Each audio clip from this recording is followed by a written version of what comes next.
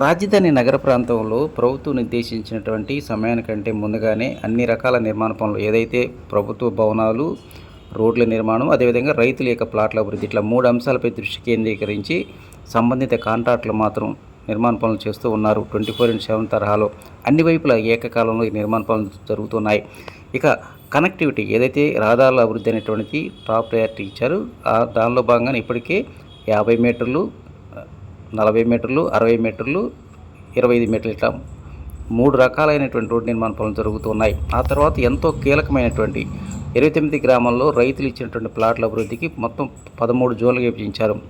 ఆ సంబంధించినటువంటి జోన్లలో రైతుల యొక్క ప్లాట్లు అభివృద్ధి పనులు జరుగుతూ ఉన్నాయి.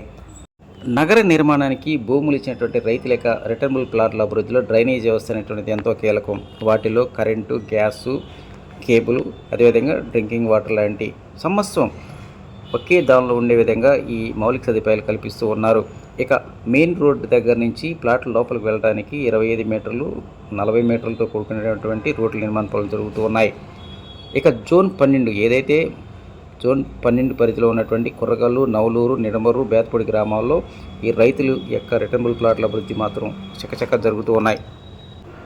వచ్చే జూన్ నాటికి అంటే వర్షాకాలం ప్రారంభం కావడానికి ముందే ఒకవైపు రోడ్డు నిర్మాణ పనులు, మరోవైపు రిటర్నబుల్ ప్లాట్ల అభివృద్ధి పనులు పూర్తి చేసే విధంగా యుద్ధ ప్రాతిపదిక మీద పనులు జరుగుతూ ఉన్నాయి.